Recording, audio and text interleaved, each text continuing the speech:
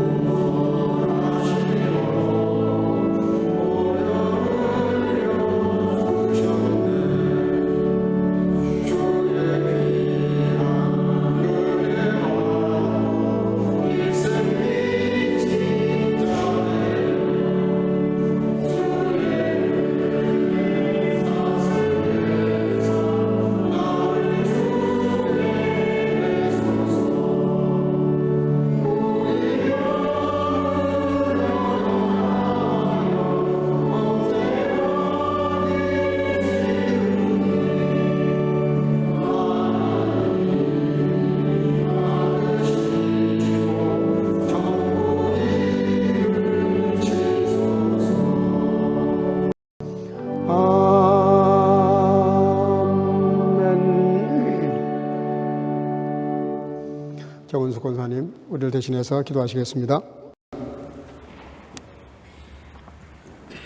하시겠습니다.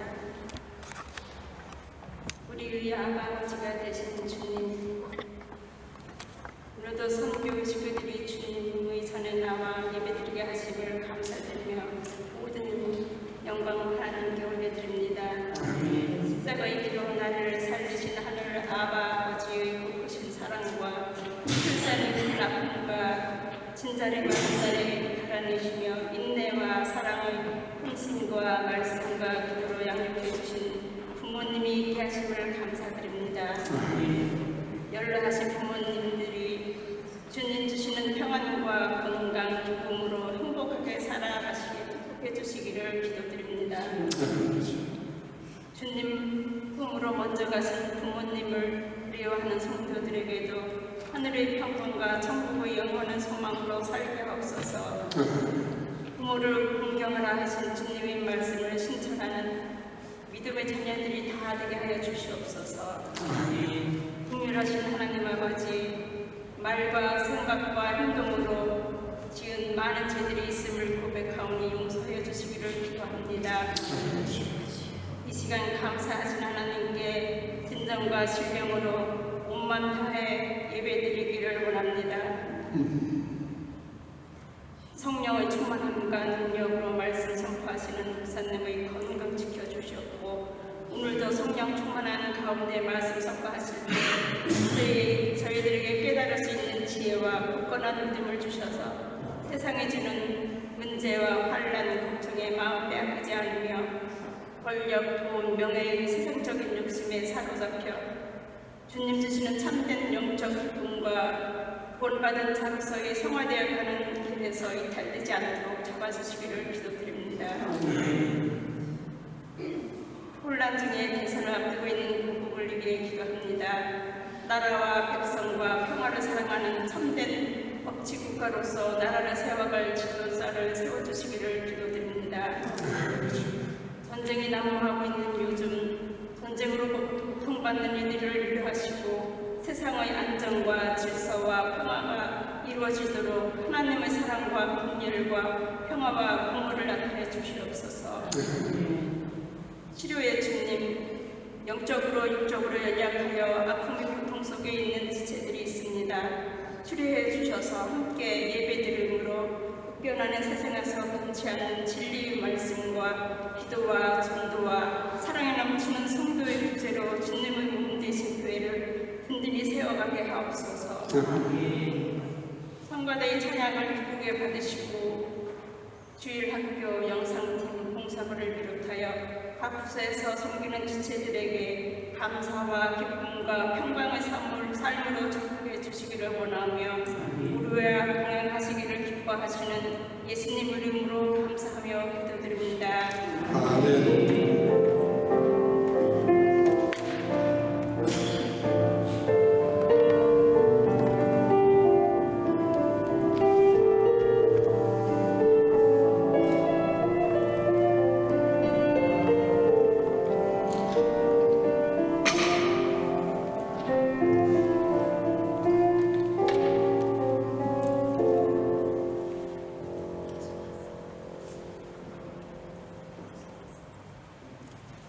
하나님 말씀 잠언 6장 20절에서 23절입니다. 우리 천천히 한 목소리로 읽겠습니다. 시작.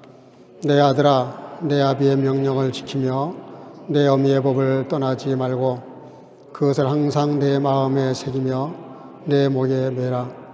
그것이 너의 다닐 때에 너를 인도하며 너의 잘 때에 너를 보호하며 너의 깰 때에 너로 더불어 말하리니 대제 명령은 등불이요 법은 빛이요 훈계의 책망은 곧 생명의 길이라. 아멘.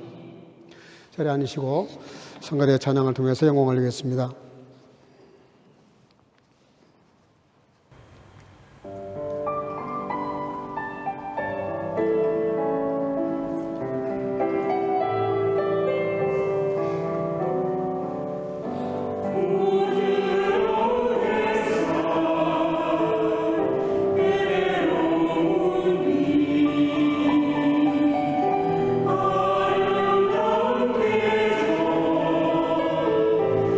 내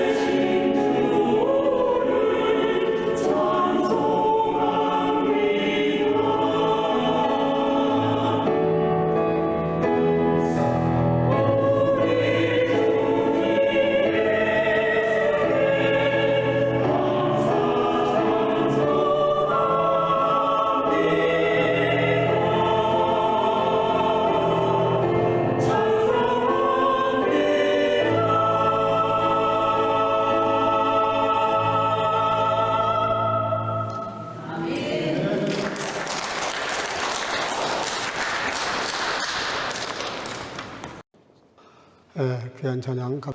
오늘 어버이 주일입니다. 이 어버이 주일에 대한 역사를 여러분들도 알고 계시리라고 생각을 하는데, 이게 원래 미국에서 시작된 마더스데이인데요. 미국 버지니아주에 있는 웹스터 교회에서 자비스라고 하는 부인이 26년 동안, 무려 26년 동안 주일학교 교사를 했다고 합니다. 근데 이 교사를 하면서 늘 가르친 게 뭐냐면 어머니 사랑했어요. 부모님을 공경해라. 늘 이 말을 이렇게 주되게 가르쳤다고 합니다. 이분이 소천한 다음에 1907년 1년 그 소천한 날을 추모하면서 예배드리는 가운데 제자들과 교인들이 이 날을 우리 어머니 날로 정하면 어떻겠냐, 그렇게 해서 처음에 시작이 됐다고 합니다. 그래서 그렇게 하고 나서 1914년 미국 의회에서 5월 둘째 주일을 어머니 주일로 아예 정하자. 그래서 국가적으로 이 날을 어머니 날로 이렇게 공식 지정을 했습니다. 이제 이게 한국에 들어와 가지고 1930년 1930년부터 이 날을 지키기 시작했는데, 교회는 1930년부터, 그리고 한국 정부도 여기에 호응해서 1955년 5월 8일을 어머니 날로 이렇게 제정을 하게 되었습니다. 그러다가 그냥 그렇게 쭉 했으면 더 좋을 것 같은데, 동방예의지국이어서 그런지는 모르겠는데 1960년 한국 교회가 어머니 날을 어버이 날로 바꾸자. 이제 남자분들이 좀 섭섭했던 것 같아요.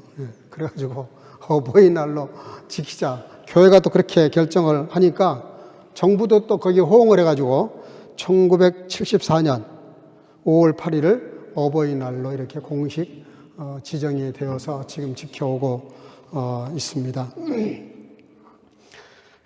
독일은 오늘이 무트탁입니다. 5월 첫째 주일이 킨더탁이고 5월 둘째 주가 날짜 상관없어요. 5월 둘째 주가 그 무트탁입니다. 무트탁이고, 독일은 어버이날이 아니에요. 그냥 무트탁이에요. 무터 운터 파터가 아니라 그냥 무트탁이에요. 독일은 아직 남자들이 조금 덜 한 것 같은데, 그러나 남자의 아버지 날도 있습니다. 잘 아시죠? 크리스티 힌벨파르트, 그 예수님 승천하신 날, 그날을 파트탁으로 이렇게 지키고 있습니다. 남자들이 좀 거의 끼는 건 좀 아닌 것 같은데, 어쨌든 그렇게 해서 부모님 이렇게 묶어서 부모님의 사랑과 은혜를 잊지 말라, 그런 뜻으로 지키고 있습니다. 성경은 여러 곳에서 부모 공경에 대해서 반복해서 우리에게 축복 말씀을 하고 있는데, 그 두 가지 약속이 있어요. 첫 그 계명이라 그러면서, 약속 있는 계명이라 그러면서 따라합시다. 장수와, 다시 형통과 장수. 그 성경이 약속하는 것은 부모를 공경하면 형통하고 장수한다. 그 두 가지 약속을 철저히 반복적으로 얘기를 하고 있습니다. 유대인들은 토라를 읽어주면서 부모 공경을 가르쳐요. 근데 그 유대인들의 생각은 부모를 공경해야 참 지혜를 얻는다. 그리고 삶의 나침반 같은 인생의 나침반은 부모님이다. 그렇게 계속 반복적으로 유대인들은 가르친다고 합니다. 그 동양에서도 이 효도에 대한 기념비적인 사람이 하나 있어요. 그 유순이라는 분입니다. 유순. 이분은 뭐 사회적으로, 정치적으로 뭐 이렇게 유명한 사람은 아닌데, 부모 효도에 대해서 아주 유명해진 사람이고 상징적인 인물이 됐습니다. 이제 이분이 어떤 그 부모님 사랑을 했냐면은, 어머님이 요즘 말로 말하면 치매기가 온 거예요. 자꾸 깜빡깜빡 잊어버리고 아들 잘 못 알아보시고, 그리고 울다 웃다 또 자꾸 이렇게 한 말도 하시고, 도무지 종잡을 수 없는 그런, 요즘 말하면 치매기가 있는 그런 어머니처럼 어머니가 변했는데, 이제 이러면 보통 자녀들이 짜증나거든요. 그것도 한두 번이지 반복적으로 심해지면 굉장히 고통스럽습니다. 근데 이 유순이라는 분은 어떻게 했냐면은, 어머니가 막 이렇게 철없는 아이처럼 막 웃으면서 또 울고 또 그러다가 막 헛소리를 하면 거기에 이렇게 호응을 하는 거예요. 어머니 왜 그러세요? 그렇게 하는 게 아니라 어머니가 하는 그대로 같이 거기에 딱 포커스를 맞춰놓고 웃으면 같이 웃고 울면 같이 울고 또 이상한 말하면 같이 이상한 말하고 이래가지고 엄마 기준에다가 그다 포커스를 맞춰놓고 자기를 이렇게 바꾸는 거예요. 태도를. 그러니까 이제 이게 자기 중심으로 가면 짜증나죠. 근데 어머니 중심으로 가게 되면 그게 아니에요. 그게 어머니 중심에 초점을 맞춰놓고 그대로 따라하니까 어머니도 기쁘고 즐거운 거예요. 어쨌든. 그 내용을 알든 모르든 어머니도 자기를 따라하는 그 아들인지 이게 이웃집 어떤 청년인지 알 수가 없지만 그 어머니로서는 기쁘고 즐거운 거예요. 그러니까 동네 사람들이 그 좀 짜증나지 않냐 그렇게 하는데 그랬을 때 그 유순의 대답이 아주 의미심장했습니다. 그게 뭐냐면은 나는 지금의 어머니의 모습을 존경하는 것이 아닙니다.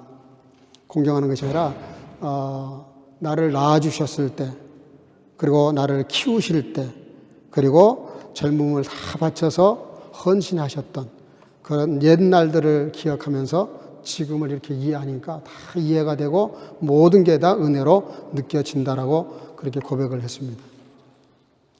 그래서 여러분들 지금 혹시 여러분들 부모님들 중에서 조금 내 마음에 안 들고 자꾸 이렇게 전과 다르게 하시더라도 지금의 기준을 맞추면 안 된다는 거예요. 이분은 어렸을 때 나를 낳아주시고 나를 키우시느라고 헌신적인 삶을 살았던 그런 삶들을 기억하면서 그 좋은 추억들을 기억하면서 그 은혜와 사랑을 자꾸 이렇게 생각하고 극대화해서 그런 존경심을 잃지 말라는 거예요. 지금 아무리 부모님의 모습이 망가졌다 할지라도. 그래서 이분이 그 부모 공경에 대한 상징적인 인물이 되었다고 합니다. 그 효도를 우리가 말할 때 부모님 말씀을 단순히 잘 듣는 그런 정도가 아니라 그 부모의 사랑을 깊이 이렇게 회상하면서 의미를 부여하면서 어떤 모습이라도 다 존경하고 존중할 수 있는 기본적인 마음을 갖는 것이 효도의 근간이다. 그렇게 성경은 말하고 있습니다. 서너 가지 부모 공경에 대한 이야기를 좀 나누려고 하는데 에베소서 6장 2절 3절 출애굽기 20장 12절 두 절을 한번 같이 읽어보겠습니다. 시작. 내 아버지와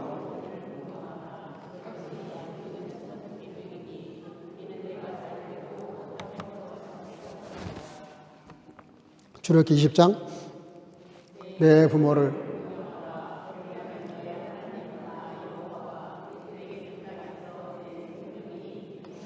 아멘.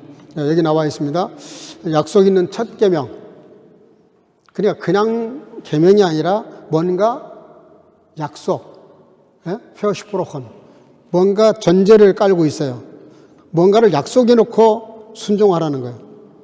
그리고 출애굽기는 공경해라. 그럼 너의 생명이 땅에서 길다. 그렇게 그래서 형통과 장수에 대해서 언급을 하고 있습니다. 여러분 한번 곰곰이 생각해 보세요. 그 인간 이론적으로도 너무 맞는 거고요. 이 부모 공경에는 신비한 비밀이 하나 숨어 있어요. 그게 뭐냐면 여러분들이 부모를 공경하려 그러면 우선 부모를 공경하기 전에 공경할 수 있는 내가 그런 상황이 돼야 돼요. 부모보다 내가 일찍 죽어버린다든지 너무 경제적으로 가난해서 섬기고 싶은 마음은 있는데 형편이 안 된다든지 그러면 효도할 방법이 없는 거예요. 그러니까 부모를 공경하고 효도하려고 그러면은 부모님보다 일단 내가 먼저 오래 살아야 돼. 오래 살아야 돼. 오래 살면서, 그러니까 이 오래 산다는 형통과 장수에 대해서 포커스를 부모님에게 맞추질 않았어요. 내가 효도를 하면 부모가 오래 살고, 형통하다. 그렇게 말하지 않고, 그렇게 공경하는 나를 그 자녀에게 장수하고 형통한 복을 주시겠다는 거예요. 그러니까 효도의 대상은 부모님이신데 그 부모님께 내가 잘하면 부모님이 잘되고 형통한 것이 아니라 장수하는 것이 아니라 내가 장수하고 형통하다는 거예요. 그러니까 부모에게 이런 공경을 잘 하려고 그러면은 전제 조건이 뭐예요? 내가 먼저 잘 돼야 되고 내가 오래 살아야 되는 거예요. 그게 그래야만 그 형통할 수 있는 그 부모 공경의 것이 가능하단 말이에요. 그러니까 부모 공경을 하려고 하는 사람이 정말 그 공경할 마음을 가지고 효도를 하면 하나님께서 저와 여러분들을 축복을 하셔서 잘되게 하고 오래 살게 하신다는, 그걸 약속하신다는, 그걸 약속하는 것이 바로 첫 약속 있는 첫 계명이다. 그렇게 말씀을 하고 있습니다. 그래서 부모 공경은 뭐냐면요, 내가 복받는 축복의 통로가 되는 겁니다. 정말 내가 잘 되고 싶으시면, 제대로 된 인격자가 되고 싶으시면 부모 공경을 잘 하셔야 됩니다. 생각을 한번 가만히 이렇게 뒤집어 놓고 생각해 보세요. 가장 나에게 큰 사랑을 베푼 사람이 부모거든요. 근데 그 부모에게 잘하지 못하는 사람이 어디 가서 누구한테 잘할 수 있겠어요? 그러니까 그렇잖아요. 기본적으로 받은 은혜가 크고 많고 대체할 수 없는 사랑이 부모라고요. 근데 그 사랑을 받고도 그분을 공경하고 사랑하지 못하고 섬기지 못한다면 이 사람이 직장 생활을 하든 교회에서 신앙 생활을 하든 뭘 하든 그 다음에 안 된다는 뜻이에요. 가장 에스 무스자인이야. 독일말로 에스 무스자인. 칸자인이 아니라 에스 무스자인. 보다 졸만 툰. 그러니까 이거는 반드시 해야 될 그것을 못하는 사람이 해도 그만 안 해도 그만인 일을 잘할 수 있냐, 그런 논리예요. 부모 공경은 우리가 정말 인격자가 되기 위한 아주 시작과 기초면서도 마지막이에요. 부모 공경을 제대로 못하는 사람이 밖에 나가서 뭔가 좀 잘한다? 그건 허식이고요, 잠깐이고요, 그 사람의 근본은 아니에요. 그냥 그 상황과 여건을 벗어나기 위해서 잠깐 뭔가를 잘해주는 것뿐이지, 이 사람의 진정으로 회사 사원이라면 사원으로서 충성하는 것도 아니고요. 정말 회사를 다니는 사람이 충성을 잘하려고 그러면은 정말 그 회사의 건립 이념과 그 회사가 지향하는 목적과 경영 방식에 대해서 충실하려고 그러면은 가장 가까운 부모 가정에서부터 잘할 수 있어야 그 다음에 진정성 있게 잘할 수 있다, 그런 뜻입니다. 여러분들 부모 공경을 내 인격의 척도로 생각하셔야 돼요. 내가 부모 공경을 못한다 그러면 다른 것도 다 제대로 잘할 수 있는 게 아니라는 뜻입니다. 성경이 말하는 거는. 여러분들 진정성을 가지고 부모님 공경할 수 있기를 주 이름으로 축복합니다. 그건 여러분들이 잘되고 형통하고 장수할 수 있는 비결이라니까요. 룻기서는 그걸 잘 말하고 있어요. 1장 16절 한번 읽어볼까요? 시작. 롯이 가로되 나로 어머니를 떠나며 어머니를 따르지 말고 돌아가라 강권하지 마옵소서. 어머니께서 가시는 곳에 나도 가고 어머니께서 유숙하시는 곳에서 나도 유숙하겠나이다. 어머니의 백성이 나의 백성이 되고 어머니의 하나님이 나의 하나님이 되시리니. 친엄마가 아니에요. 지금 며느리가 시어머니를 향해서 하는 말입니다. 그러니까 이 루시아라는 여인의 인격을, 그 단면을 볼 수 있는 거예요. 한번 하나님이 맺어주신 그 관계, 이거를 가볍게 생각하지 않는 거죠. 친어머니보다 더한, 어떻게 보면 친어머니에게도 할까 말까 한 운명 공동체라고 자기 고백하고 있잖아요. 이게 쉬운 얘기가 아닙니다. 근데 그렇게 기본적으로 시어머니를 자기 어머니보다 더 시어머니가 가지고 있는 신앙, 그의 취미, 그의 삶, 환경, 여건, 지금 처한 정말 최악의 남편, 아들 다 잃어버린 그 미망인, 홀로 된 그 여인을 동서는 떠나갔어요. 근데 이 룻은 떠나가지 않아요. 끝까지 시어머니를 쫓아가면서 운명을 같이 하겠다. 어머니의 신앙이 내 신앙이 되고 어머니의 운명이 내 운명이 되고 어머니의 삶이 내 삶이 될 것이다. 결론이 뭡니까? 결론이 절대로 이방 여인이 들어와서는 안 되는 하나님 나라의 언약의 그 줄기에 예수님 족보에 들어가는 여인이 됐어요. 예수님 족보에. 여러분 이게 뭔 얘기입니까? 그렇게 시어머니를 봉양하려고 이삭 죽기를 마다하지 않고 다른 사람들보다 더 많이, 더 오랫동안, 더 성실하게 그렇게 하다 보니까 보아스를 만나게 됐고, 여러분들 그게 그냥 우연이 된 것 같이 보입니까? 성경에 우연은 없습니다. 그건 불신자들이 쓰는 용어예요. 뭐 재수가 있고 없고 다 그 불신자들이 쓰는 말입니다. 참새 한 마리가 떨어지는 것도 하나님의 섭리와 뜻 안에 있다는 거예요. 여러분들 믿음으로 받아들이시기를 주의 이름으로 축복합니다. 내 형편이 힘들고 어렵고 곤란해지더라도 인간적으로 의리를 저버리면 안 되는 거예요. 제가 목회생활 지금 거의 40년 다 돼가고 있는데요. 수많은 사람들이 거쳐갔어요. 근데요, 신앙을 떠나서 목사와의 그런 신의를 끝까지 지키는 사람이 있는가 하면 저버리는 사람들도 없지 않아 있어요. 근데 그 저버렸다는 것 때문에 그 사람이 잘 되고 못하는 것에 대해서는 평가하고 싶지 않아요. 근데 그거는 기본이 안 됩니다. 기본이. 자기 필요할 때는 그렇게 하다가 조금 형편이 나아지고 좋아지니까 뜻을 달리하고 길을 달리하고 마음을 달리하고 행동을 달리하는 거는 그냥 기본적으로 안 되는 기본이 안 돼 있는데 그 다음에 잘 될 수가 없죠. 여러분들 예수님께서 요한복음 19장인데요. 한번 볼까요? 네, 다 같이 시작. 예수께서 모친과 사랑하시는 제자가 곁에 섰는 것을 보시고 그 모친께 말씀하시되 여자여 보소서 아들이니다 하시고 또 그 제자에게 이르시되 보라 내 어머니라 하신대 그때부터 그 제자가 자기 집에 모시니라. 아멘. 지금 예수님께서 이런 말씀하실 계제가 아니에요. 인간이 겪을 수 있는 최고의 고통, 생각만 해도 자다가 벌떡 깰 수밖에 없는 그런 처참하고 비참하고 인격 모독과 어떤 것으로도 설명할 수 없는 그런 고통 가운데 빠져 계시는 예수님께서 지금 마지막 시간에 어머니를 좀 챙기고 있는 겁니다. 끝까지 어머니를 책임지는 거예요.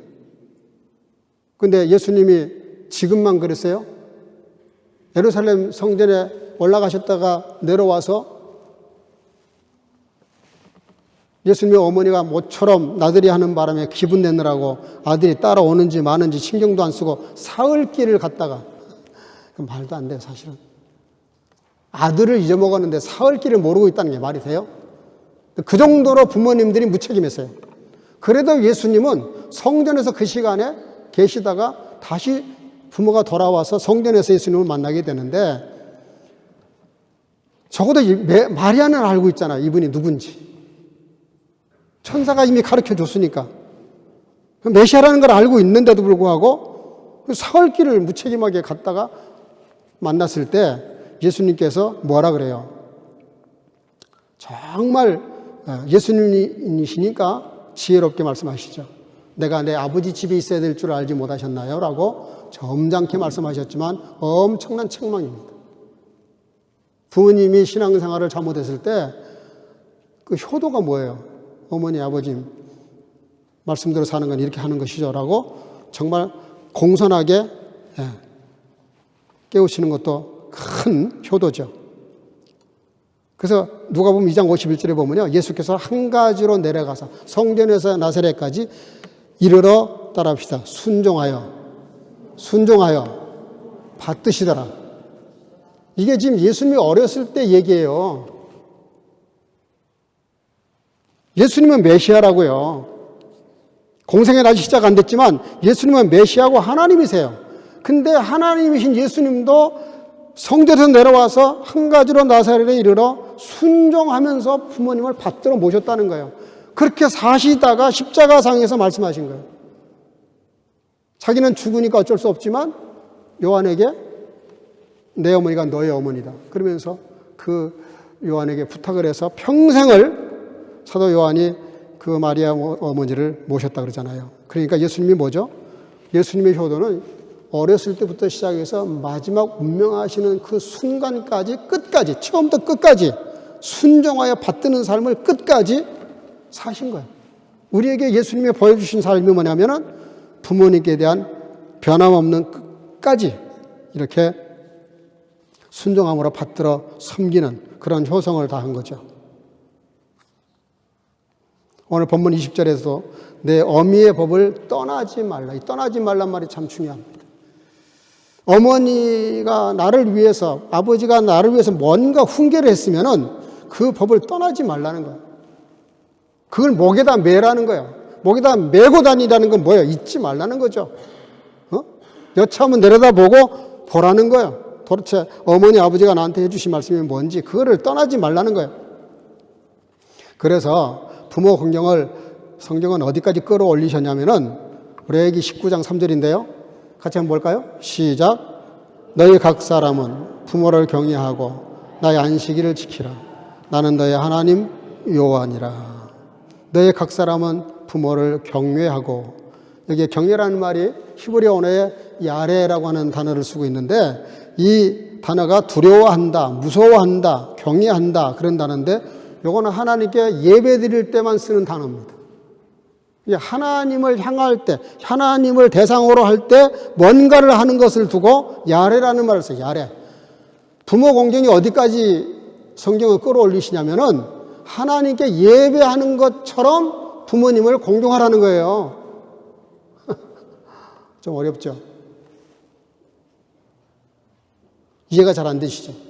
아니, 사람인데 부모도 사람인데 부모님을 하나님께 하듯이 경외하라고? 맞아요. 경외하셔야 된다는 거예요, 성경은. 부모님을 그렇게 경외하라는 거예요. 마치 예배할 때 하나님을 대하는 것처럼 부모님을 대하라는 거예요.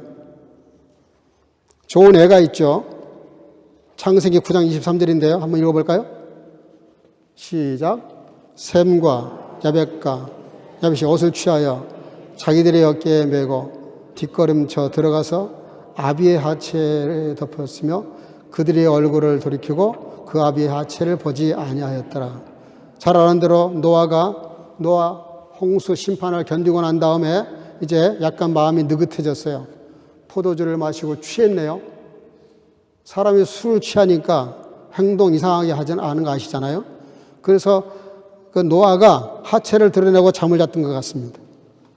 그때 셈과 야벳은 보는 순간 벌써 알고 아차 싶으니까 천을 가지고 이렇게 가리면서 뒷걸음질 쳐서 이렇게 나왔다 그랬어요. 안 보려고. 분명히 노아가 추태를 지금 부리고 있어요. 근데 셈과 야벳은 그걸 안 보려고 애써서 뒷걸음질 쳐서 그 장면을 안 보려고 하고 옷을 갖다가 덮어 드립니다. 근데 함은 그 볼 뿐만 아니라 그걸 험담하고 다닌 거예요. 여러분, 남을 험담한다고 하는 것은 참 인격적으로 죄송한 표현이지만 좀 추한 겁니다. 남을 험담하는 순간 험담의 대상자가 추해지는 것이 아니라 그 사람의 약점을 들춰내서 자꾸 이야기하는 그 자신이 추해지는 거예요. 사람이 좀 이렇게 너절해지는 거예요. 어떻게 됩니까? 셈과 야벳을 축복을 해요, 노아가. 나중에 그 사실을 알고 축복을 합니다. 그리고 아버지를 함부로 대했던 함에 대해서 성경은 정확히 말해요. 저주를 하십니다. 9장 25절에 보면 가나안은 저주를 받아 그 형제의 종들의 종이 되기를 원한다. 노아 할아버지가 아버지로서 큰 아들한테 그렇게 저주한다는 게 말이 됩니까? 인간적으로 이해가 잘 안 되죠. 아무리 아들이 좀 잘못했다 하더라도 아들인데 그래도 아버지가 아들을 저주한다? 좀 납득하기 어려운 상황이죠. 성경은 엄하게 그렇게 말씀하세요. 저주했다는 거예요. 그래서 이거를 현대 신학자들이 분류할 때 아프리카에 살고 있는 종족들을 함의 자손으로 봅니다. 여러분, 부모 공경은 부모가 잘했고 못했고가 상관이 없다는 뜻이에요, 이 말은. 부모가 추태를 부렸어. 술 마시고 추태 부린 건 부모가 잘못한 거예요. 잘못한 것인데도 불구하고 그 잘못을 잘못했다고 말하는 게 뭐가 잘못입니까? 근데 성경은 그걸 잘못이라는 거예요. 더군다나 부모님에 대해서. 부모님이 실수할 수 있죠. 잘못할 수 있죠. 그래도 그걸 함부로 그렇게 말해서도 안 되고 입에 담아서도 안 되고 그걸 일부러 모른 척 해야 한다는 거예요. 셈과 야벳은 모른 척 한 거예요. 그 어디서 나옵니까? 부모에 대한 경외심, 부모에 대한 사랑에서 나오는 거죠. 여러분들의 부모가 잘나고 못나서 내가 효도하고 안 하고 그건 여러분들의 생각이고 성경은 그렇게 말하지 않아요. 아무리 부모님이 잘못했다 하더라도 자녀는 그래서는 안 된다는 거예요. 근데 바울 사도는 디모데전서 이렇게 말합니다. 디모데전서 5장 4절. 혹시 제가 한번 했죠? 예. 제가 읽을게요. 만일 어떤 과부에게 자녀나 손자들이 있거든 저희로 먼저 자기 집에서 효를 행하여 부모에게 보답하기를 따라합시다. 배우게 하라. 이것이 하나님 앞에 받으실 만한 것이니라 그랬어요. 여러분들, 부모가 가정에서 아이들을 가르쳐야 됩니다. 가르치라는 거예요. 자녀가 부모에게 그 사랑에 보답하도록 가르치라는 거예요. 배우게 하라는 거예요. 가정교육이 잘못되면 자녀들이 잘못될 수 있다. 그런 말로 해석할 수 있죠. 여러분들, 물론 교회에서 자녀들이 말씀을 배우고 양육받아서 잘 성장해야 됩니다. 그렇지만 부모님들도 책임감이 있어요. 어떤 조사에 의하면 이렇게 나와 있어요. 어렸을 때 부모가 아이를 가르치기 위해서 잘못했을 때 잘못했다고 나무라거나 바로 잡아주거나 규례를 정해놓고 체벌을 하거나 이렇게 하는 것과 하지 않는 것과 엄청난 차이가 있다는 거예요. 그렇게 어렸을 때 이렇게 규례대로 잘 정해놓고 야우다 나인을 분명히 하는 그런 어린 자녀들은 성인이 되어서 그렇게 하지 않는 아이와 차이가 엄청나게 나는데, 그렇게 엄격하게 키우는 아이들은 성인이 되어서 범죄자가 될 가능성이 80%가 줄어든다는 거예요. 뒤집어서 말하면 이런 겁니다. 제재하지 않고 마음대로 멋대로 키워놓잖아요. 이 아이가 범죄할 가능성이 80%나 높아진다. 그런 뜻입니다. 그래서 가정에서 아이들에게 어렸을 때 엄격하게 잘 가르치는 것이 중요하고, 특별히 사랑으로 아이들을 양육하는 게 얼마나 중요한지 몰라요. 1962년 2월 10일 여수 남국민학교 졸업식장에서 있었던 일이라고 합니다. 그 어머니가 노력상을 받았대요. 학교로부터. 그 노력상을 받은 그 어머니는 너무 남루한 옷을 입고 있었습니다. 회색 스웨터에 낡은 바지를 입은 이 여인이 단상에 올라갔을 때 많은 사람들이 박수로 이렇게 열광했대요. 그 이유가 이런 거였습니다. 그 애딴 섬에 살았는데, 애딴 섬에는 집이 세 채밖에 없었대요. 세 채. 이 마을이 하도 작았어. 20여 명, 다 합쳐봐야 20명이 안 돼. 근데 거기에 사는 분들은 누구도 문명의 혜택을 못 본 사람들이에요. 근데 이 딸이 초등학교를 졸업하는 그 졸업식에서 상을 받게 된 그 어머니가 남편이 반대하는데도 불구하고 섬에 살면서 그 자기 딸을 초등학교에 입학을 시켰습니다. 그 매일 5km나 되는 거리를 자기가 노를 저어서 아침 일찍 새벽부터 노를 저어서 5km를 이렇게 노를 저어서 학교를 데려다 주고, 끝날 때쯤 되면 또 배를 타고 가서 다시 이렇게 오는. 왕복 5km를 왕복하면 10km죠. 그러니까 아침 저녁으로 했으니까 매일 20km를 노를 저어서 아이를 초등학교 매일 데리고 다녔는데 하루도 결석하지 않았다고 합니다. 그래서 그 거리를 계산해 보니까 33,000리, 그러니까 뭐 한 9,000km 정도를 6년 동안 이 아이를 이렇게 돌봤다고 합니다. 그때 온 졸업식장이 그 어머니의 한 일 때문에 눈물바다가 되었는데, 그 아이가 초등학교를 무사히 잘 졸업하게 되었는데, 그 아이가 나중에 훌륭한 사람이 되어서 부모의 사랑에 보답했다는 그런 글이 있더라고요. 사실인지 아닌지는 제가 확인을 못 해봤는데 하여간 그런 감동스러운 글이 있더라고요.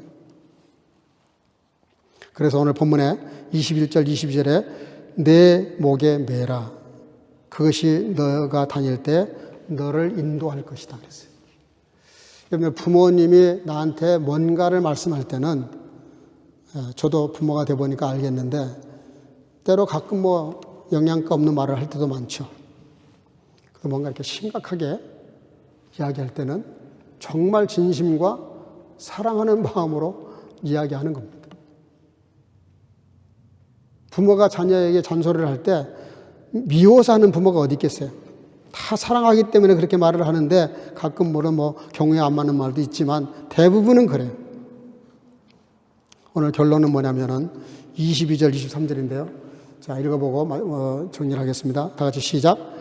그것이 너희 다닐 때에 너를 인도하여 너의 잘 때에 너를 보호하며 너의 깰 때에 너로 더불어 말하리니 대저 명령은 등불이요 법은 빛이요 훈계의 책망은 곧 생명의 길이라. 아멘. 이 독일어가 번역을 참 잘해놨어요.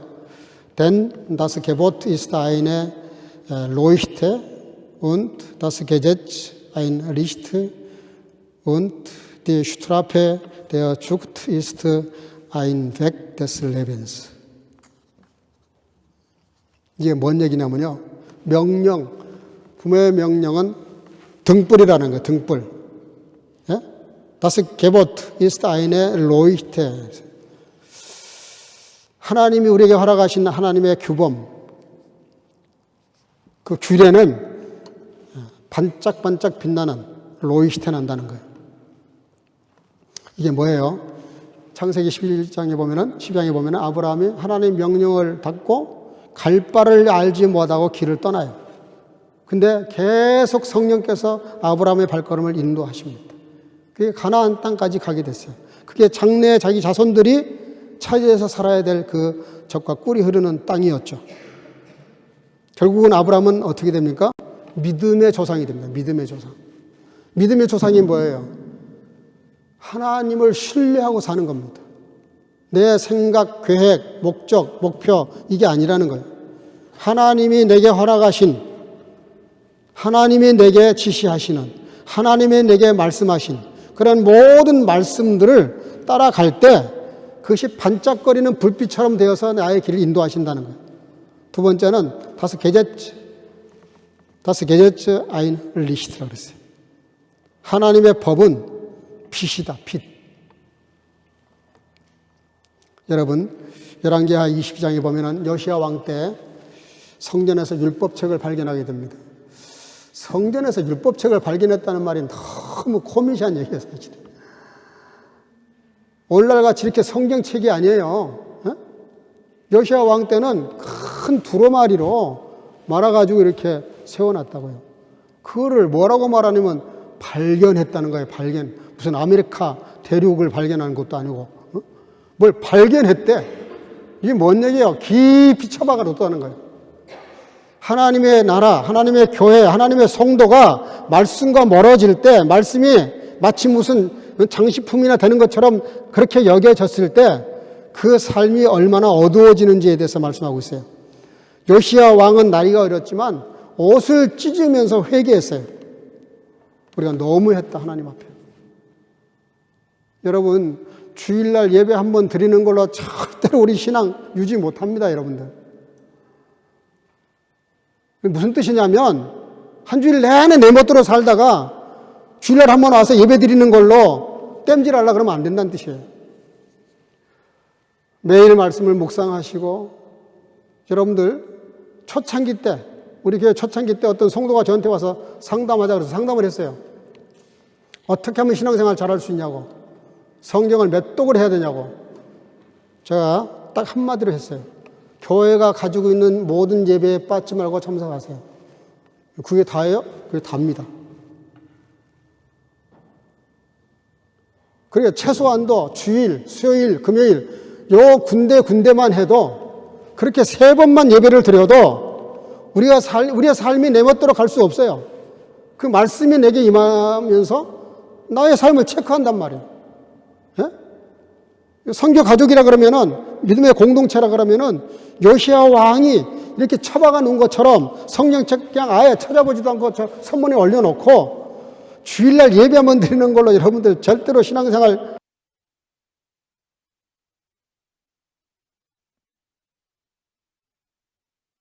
첫째는 예배 생성을 잘하시면 돼요. 그걸로 모자라요. 매일 정해놓고 자기가 가장 좋은 시간, 꼭 아침이 아니어도 괜찮아요. 하루에 성경 3장 읽는데 10분도 안 걸려요. 물론 어려운 문구가 딱 뜨면 한 문장 한 문구에 눈이 이렇게 딱 박히면 그거 가지고 1년 내내 묵상할 수도 물론 있어요. 고민할 수도 있고. 그래도 최소한 또 말씀을 매일 대하면서 그 말씀과 더불어 하루를 시작하고 또 하루를 끝내고 하루를 진행하고 말씀이 나의 삶을 지배하지 하도록 하면은 요시야 왕이 두루마리를 발견하고 옷을 찢고 마음을 찢으면서 회개했던 것처럼 우리의 삶이 어두워질 수밖에 없어요. 부모 공경을 잘하는 방법은 내가 신앙인으로 제대로 살아가는 것입니다. 세 번째는 디 슈트라페데야 주크트 이스타인 백데스 레벤스. 아주 대단히 중요한 말인데요. 이게 뭔 말이냐면요. 디 슈트라페, 벌을 주는 거예요. 뭐에 대해서? 대야 주크트, 징계의 징벌. 징계는 징계인데 말로 가볍게 끝나는 게 아니라 진짜로 슈트라페를 주는 거예요. 그것이 아인 백데스 레벤스라고 했어요. 그렇게 징계가 따라가는 그런 벌을 가할 때만 내가 삶의 어떤 그 생명의 길이 보존되고 열린다는 겁니다.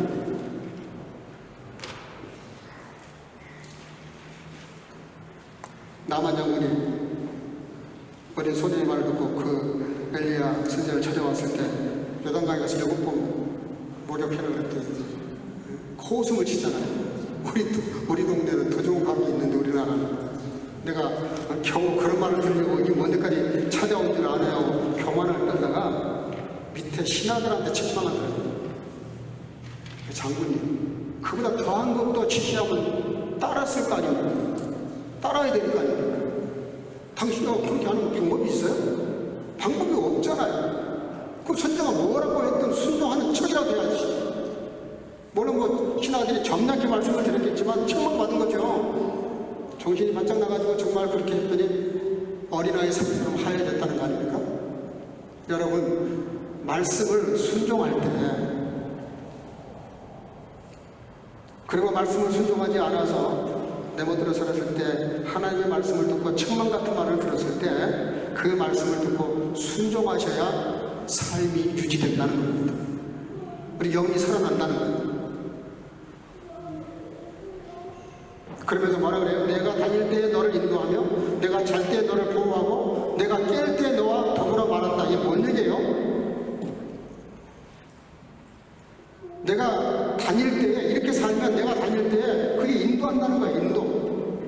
삶의 목표와 진행과 과정을 이렇게 함께 하신다는 거예요. 그리고 보호하신다고 해요. 잘 때 보호한다는 게 뭐예요? 모든 일의 결과와 마무리를 책임져 주신다는 겁니다. 깰 때 동행하신다 그랬어요. 무슨 얘기입니까? 말씀대로 묵상하는 가운데 살아야, 그래야 모든 일의 시작과 동기와 삶 전체를 하나님이 이끌어 주시고, 명령을 따라 때로 좀 책망을 받고 마음이 불편해도 그 말씀을 따라 순종해야, 그래야 우리의 영적 삶이 유지가 된다니까요. 여러분, 친구들 순종 좀 하세요. 목사 말을 안 들어도 괜찮아요. 저는 누가 하는 선을 무시할 때는 저는 그냥 가볍게 넘깁니다. 근데 목사를 편애하면 그 절대 내가 용납을 안 해요. 왜? 그건 내가 아니라 하나님의 직분을 갖다 무시하는 겁니다. 여러분들, 제가 하는 선이가 말하는 게 아니에요. 하나님의 종으로 말씀을 지금 여러분에게 대신 전하는 겁니다. 여러분들, 말씀과 더불어 사시길 주님으로 축복합니다. 하나님 말씀은 말할 것도 없고, 부모님이 나를 말씀으로 양육하려고 할 때 순종하셔야 돼요. 결론이 뭡니까? 예수님처럼 부모님 말씀을 받들어 섬기는 삶을 기억해야 돼요. 롯처럼 끝까지 믿음의 의리를 지키고 섬겨야 돼요. 사무엘처럼 말씀에 귀를 기울이고, 디모데처럼 가정에서 말씀을 잘 따르고, 우리에게 오늘 말씀처럼 부모를 격려하고 본문의 말씀처럼 말씀과 규례를 지켜서 저와 여러분들이 육신의 생명도 중요하고 영적 생명은 더 중요한데 이 생명의 보호를 받으시고 부모 공경을 통해서 형통하고 장수하는 저와 여러분들, 우리 성교 가족이 될 수 있기를 주님으로 축복합니다. 기도하겠습니다. 이 시간에 여러분들 뜨거운 마음으로 한번 통성으로 기도하겠습니다. 부모님 말씀에 효도하지 못하고 순종하지 못하고 효도하지 못하고 또 하나님 말씀을 따라서 실제로 순종하지 못하고 살아가지 못한 거 회개하면서 내게 부모님이 살아계신다면 말할 것도 없지만 안 계신다 할지라도 이미 천국에 올라가 계셨다 할지라도 기도하는 가운데 또 교회 안에서 우리 나이 드신 분들 다 영적인 어머니와 아버지 서로 공경하고 존경하면서 효도를 이루므로 이 땅에 잘되고 장수하는 복을 꼭 내가 받아서 우리 부모님을 잘 섬기는 복받은 존재가 되게 해달라고 간절한 마음으로 기도하시고 특별히 나라와 민족을 위해서 한번 기도하겠습니다. 이제 내일부터 아마 대선 선거운동이 시작이 되는 것 같은데 하나님이 꼭 원하시는 분을 뽑아달라고 기도해 주시기 바랍니다. 두 가지 놓고 뜨거운 마음으로 통솔로 다 같이 기도하겠습니다. 세 번째 하나 더 하겠습니다. 세 번째 따라합시다. 예배 부흥. 크게 따라합시다. 예배 부흥. 예배 부흥. 예배 부흥. 주일날 성수지는 말할 것도 없고 수요일이고 금요일이고 여러분들 꼭 참석하셔서 온 성도들이 말씀에 좀 깊이 들어가는 그런 시간 되게 해달라고 기도할 수 있기를 바랍니다. 동서로 세 가지 놓고 기도하겠습니다. 기도하십시오. 사랑과 은혜가 충만하신 아버지, 약속있는 첫 계명을 말씀하셨습니다. 아버지 하나님, 이 땅에서 잘되고 장수할 것이라고 말씀하신 그 축복의 말씀, 그것이 단순히 이 세상에 잘 먹고 잘 살고 오래 산다는 뜻이 아니라 하나님을 공경하고 올바른 경외하기 위해서 우리에게 대리자로 부모님을 보내주신 것인 줄을 알고 아버지 하나님 부모님을 통해서 우리가 축복의 문을 열어가는 형통한 자들, 장수하는 자들 온 성교가 될 수 있도록 축복해 주시기를 간절히 소원하고 예수님의 이름으로 기도하옵나이다. 아멘. 주신 말씀 기억하시면서 찬송가 305장을 부르시면서 준비하신 예물을 드리도록 하겠습니다.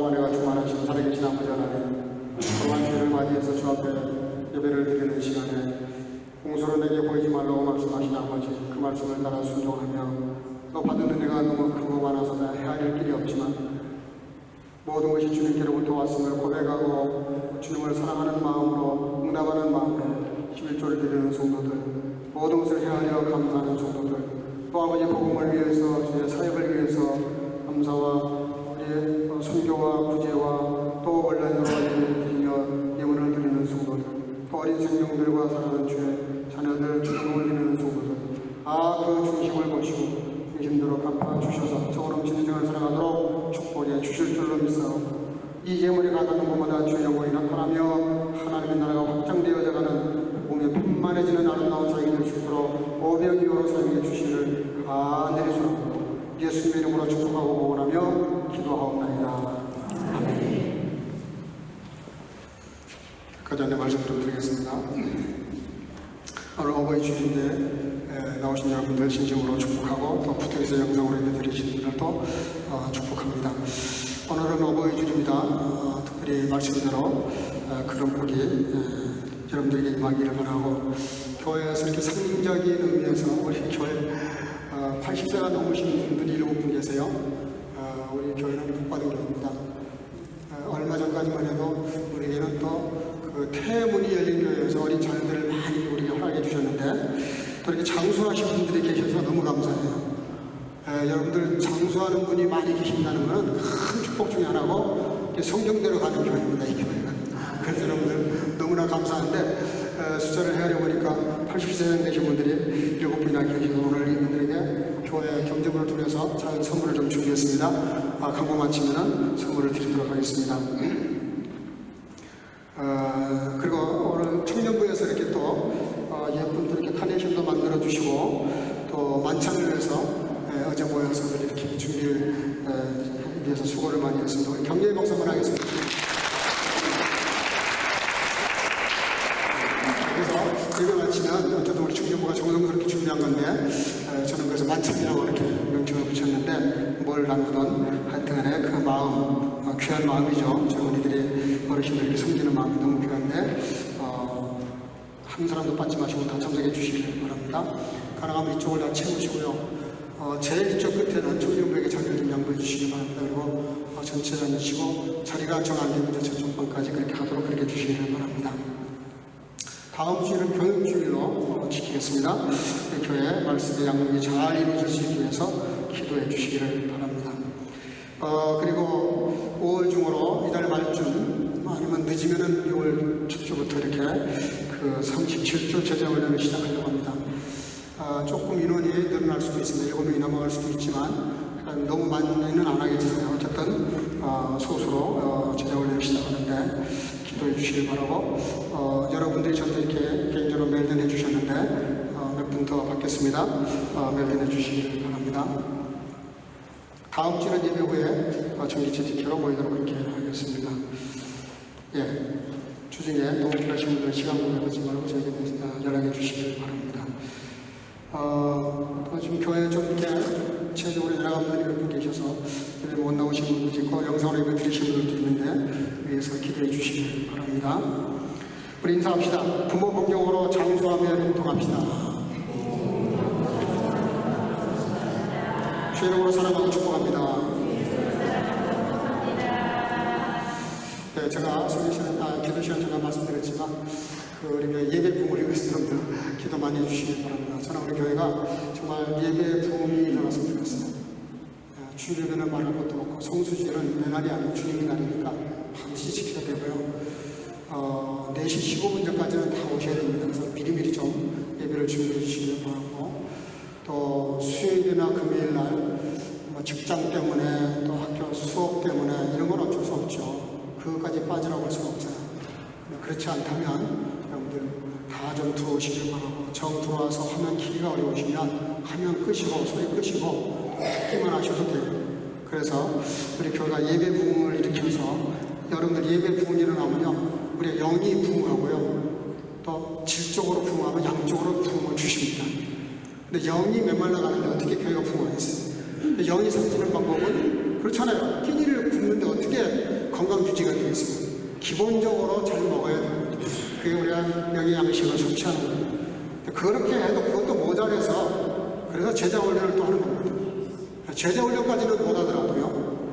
매주 한 번씩 줌으로 제자훈련을 하려고 하는데 여러분들 위해서 기도하시길 바라고 우리 교회가 예배 부흥을 일으킬 수 있도록 여러분들 다 같이 기도할 수 있기를 주님으로 축복합니다. 충분을 다해서 참여해 주시길 바랍니다. 예배 마치고 우리 그 부모님들께 선물 드리도록 하겠습니다.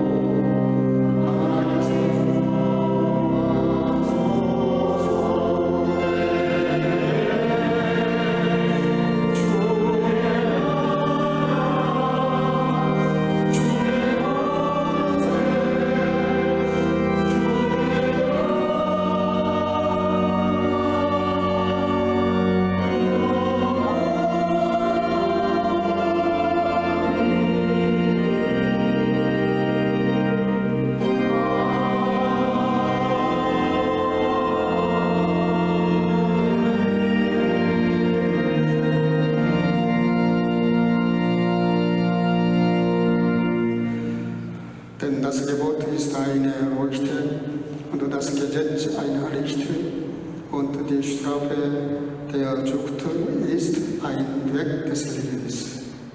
Die Gnade unseres Herrn Jesus Christus und die Liebe Gottes und die Gemeinschaft des Heiligen Geistes sei mit euch allen.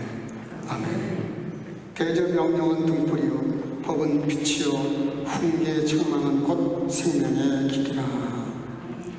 이제는 우리 구주 예수 그리스도 놀라우신 은혜와 아버지 하나님의 극진하신 사랑하심과 성령의 교통으로 충만케 하시니 급변하는 세상에서 변찮은 진리의 말씀을 붙잡고 부모 공경을 통해 이 땅에서도 잘되고 장수하기를 마음속에 결단하고 돌아가는 여기 모인 순교가족과 주의 시체들과 영상으로 예배하는 모든 주의 자녀들을 머리 위에 이제로부터 영원토록 함께 있을지어다. 아멘.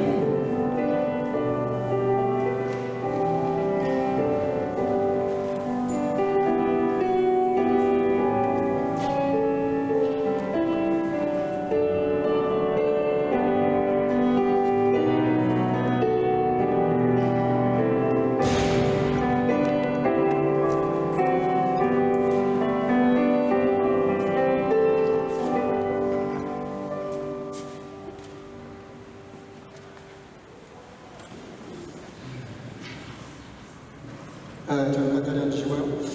이 두 분은 지금 영상으로 예배를 드리고 있습니다. 이효승 집사님 그리고 리엘 불의 회장님 선물인데요. 하기 전에 부르기 전에 경조부에서 준비한 선물 좀 드리겠습니다. 여기 세 분 다 나오시고 우리 심은철 장관님, 김동동 원장님 앞에 좀 나오시고 좀 모시고 나오세요. 같이. 여기 장관님, 심장관님 머리 더 자기가 80세 이상이라고 생각하시는 분 다 나오세요.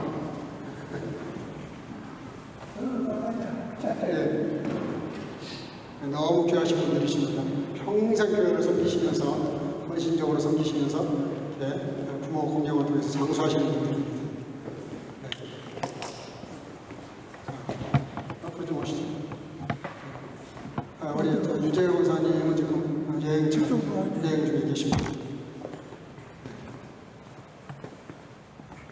목사님 앞에 나오세요. 목사님. 오늘 80세 이상 되신 분들만 선물을 경력에서 준비한 거 좀 나눠주십시오. 나눠주세요. 자, 성도님 좀 보시죠. 나눠주세요. 교회에서 드리는 작은 선물. 하나 더.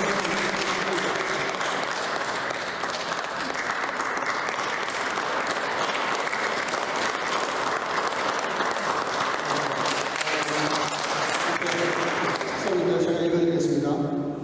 어버이 주를 축복합니다. 야곱 집이여, 이스라엘 집에 남은 모든 자여, 나를 들을지어다. 배에서 나무로부터 내게 안겼고, 태에서 나무로부터 내게 풍기온 너희여, 품으신 거예요. 너희가 노년에 이르기까지 내가 그리 하겠고, 백발이 되기까지 내가 너희를 품을 것이다. 내가 지었은즉 안을 것이요 품을 것이요 구하여 내리라.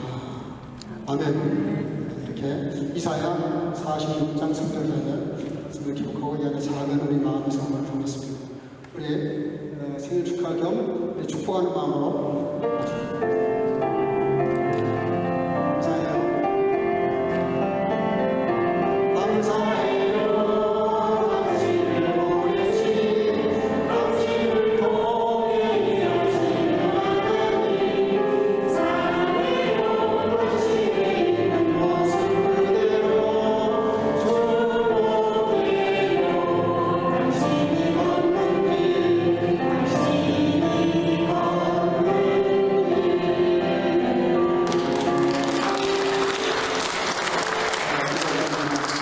영광과 충만하신 아버지 하나님 은혜 감사합니다.